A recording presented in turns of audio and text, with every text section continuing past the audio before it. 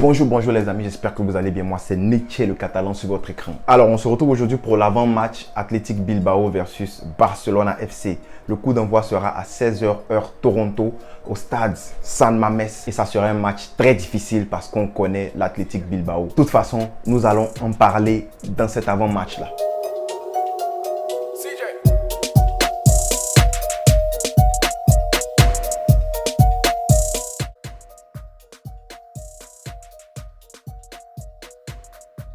Alors la saison dernière, l'Athletic Bilbao, l'Athletic Club, c'est 38 matchs, 11 victoires, 13 nuls et 14 défaites. Alors ils finissent 10e, mais entre eux et le top 6, je crois, il y avait 15 points de différence et c'est énorme. Ils reprennent cette saison-là avec les mêmes joueurs et on sait que eux, en fait, ils ne recrutent pas en dehors des joueurs basques, ils ne recrutent que les joueurs basques. Je pense qu'il y avait un seul joueur dans leur histoire qui n'était pas basque. Du coup, c'est difficile pour eux de recruter, mais ils se sentent bien comme ça. On va les laisser comme ça. Nous, on n'a pas de problème. Et il faut noter enfin que l'Athletic Club a beaucoup de blessés. Mais c'est pareil chez nous. Alors, le jeu de l'Athletic Club, si vous avez regardé ma vidéo précédente, la vidéo sur le zoom tactique sur l'Athletic Club, vous savez à quoi vous attendre. J'en ai déjà parlé. Donc, on sait que c'est une équipe qui aime se regrouper devant le gardien, qui aime jouer en contre-attaque et en transition très rapide. Mais ça ne s'arrête pas là parce qu'on sait que c'est une équipe qui adore l'anti-jeu, qui adore perdre le temps. Eux, ils commencent à perdre le temps déjà à la première minute de jeu. Un joueur par terre, ils prennent 5 minutes pour se lever.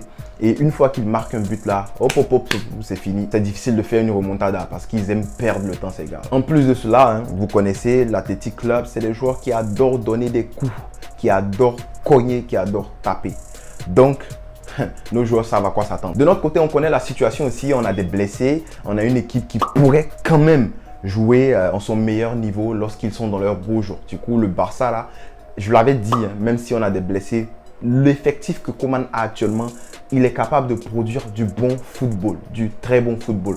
Du coup, ça ne me fait pas peur. En plus de notre deuxième partie de saison impressionnante l'année dernière, parce qu'on sait qu'on a commencé très bas. Après Griezmann et Messi, tout le monde a commencé à se réveiller. On a fait une bonne fin de saison. Donc, en plus de cette bonne fin de saison-là, on a une équipe qui revient avec beaucoup de haine, avec beaucoup de courage, avec beaucoup de... Vous voyez, ils veulent prouver en fait qu'ils peuvent jouer sans Messi. Et ça se prouve lors de notre match contre la Real Sociedad, le match dernier, où on commence un très bon match, on fait une très bonne entame de match. Mais le problème du Barça, comme d'habitude, depuis plusieurs années de cela, le problème du Barça, c'est la deuxième mi-temps, difficile à gérer les efforts. Alors, la formation que Bilbao devrait aligner, ça ne m'étonnerait pas de voir un 4-4-2. Je vous avais dit ça dans la vidéo précédente avec M. 4-4-2 Marcelino, avec un Iñaki et Sunset en attaque de pointe. On verra sûrement le numéro 10, Munian, sur le côté gauche. Ce gars-là qui se transforme tout le temps en Ronaldinho Prime lorsqu'il joue contre nous. Alors, du côté du Barça, on a un Piqué qui a ressenti une gêne au mollet. Donc, j'espère qu'il ne sera pas aligné. Mais connaissant Piqué et Koeman, c'est sûr que Piqué sera aligné. Pedri qui est cramé, mais Pedri jouera demain. Et selon la conférence de presse, d'ailleurs, même c'est la conférence de presse de Koeman que j'attendais avant de sortir mon match preview. Selon cette conférence de presse-là, on verra Pedri évoluer au milieu avec De Jong et Busquets. Bon, là, on est sûr que ces deux-là, ils vont jouer. Et Pedri devrait avoir 15 jours de repos après ce match-là. Du coup, il ne jouera pas contre Getafe. Et Koeman aussi dit qu'il a parlé à Luis Enrique pour demander du temps de repos. J'espère que Lucho, s'il te plaît, tu vas laisser ce petit-là se reposer. Pardon. Alors, je vais prendre ma tablette pour vous montrer rapidement comment le Barça devrait s'aligner. Du coup, bon, il faut voir que Gérard Piqué ici, là, moi, je pense que Gérard Piqué ne devrait pas jouer ce match-là. Du coup, je préférais mettre Gérard Piqué sur le banc et faire entrer Eric Garcia. Eric Garcia qui est à l'aise techniquement plus que Araujo, il est plus à l'aise que Araujo techniquement. Du coup, moi, ce que je me dis, j'aimerais plutôt voir ici un Garcia et Araujo à droite. C'est-à-dire Garcia à gauche, Araujo à droite, pardon.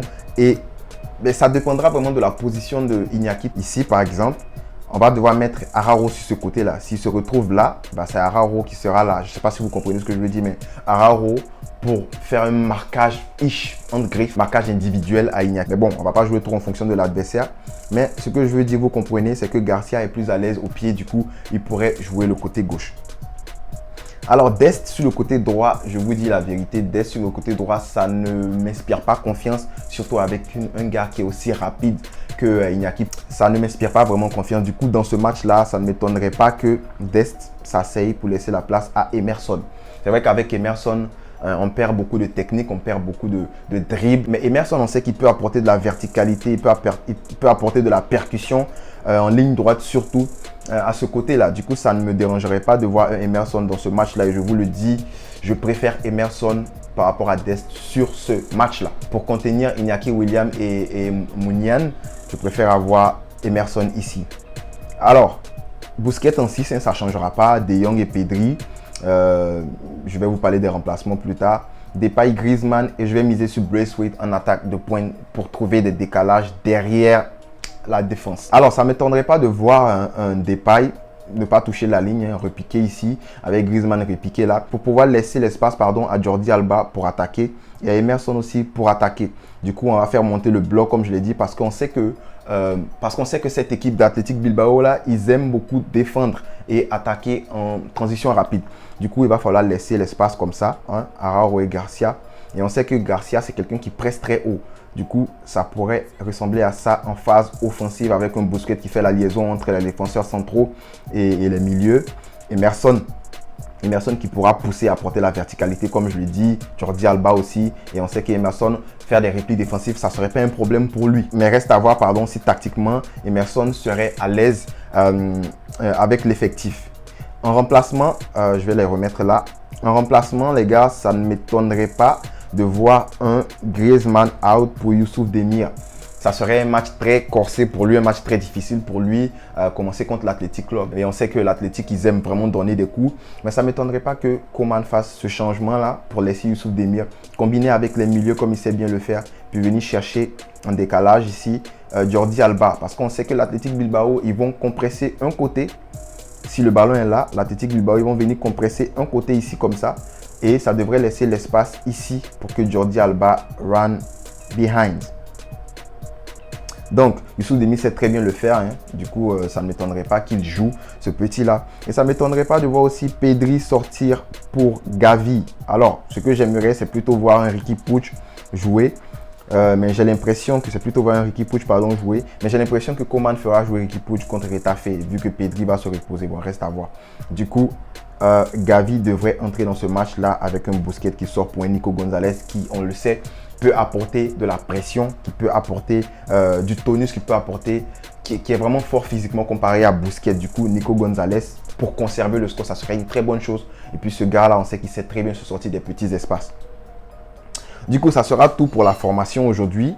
Pour moi, c'est ce que je vois par rapport à cette formation-là. Alors, selon le petit sondage que j'ai fait sur mes communautés, sur ma communauté d'abord YouTube, vous êtes très confiants et il y a 59% qui pensent à une victoire écrasante du FC Barcelone au Lakers. Je pense à ça aussi. J'espère que le Barça pourra gagner voire 2, voire 3-0 contre cette équipe de l'Athletic Bilbao. Là, en fait, si on arrive à concrétiser toutes nos chances, sachant qu'on a un très bon taux de expected goals, je pense que si on arrive à concrétiser ces chances-là, on pourrait gagner avec une large victoire.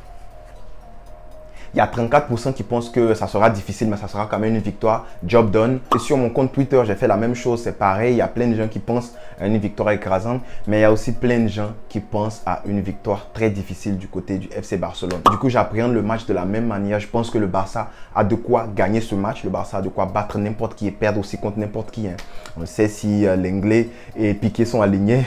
On sait à quoi s'attendre. Alors, je vais donner mon pronostic. Mon pronostic, c'est une victoire 3-0 du FC Barcelone. Avec un but de Depay, un but de Griezmann et un but de Braithwaite. On va faire comme ça, on va partager des buts comme des petits biscuits. Alors vous donnez-moi en commentaire votre pronostic. Dites-moi les buteurs aussi. Hein. Et on espère que le Barça gagnera ce match. Et on se retrouvera quelques minutes après ce match, quelques heures disons, pour un débrief. Si vous avez aimé ma vidéo, je vous invite à mettre un pouce bleu et on n'oublie pas de s'abonner si ce n'est pas encore fait. Activez la cloche de notification pour être au courant à chaque fois que je sors une vidéo. Merci à tous pour le soutien. En avant pour les 10 000. Visca El Barça.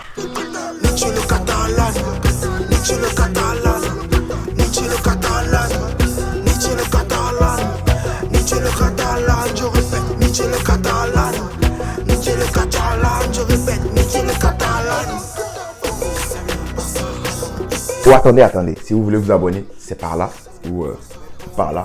Si vous voulez regarder une nouvelle vidéo, là c'est là.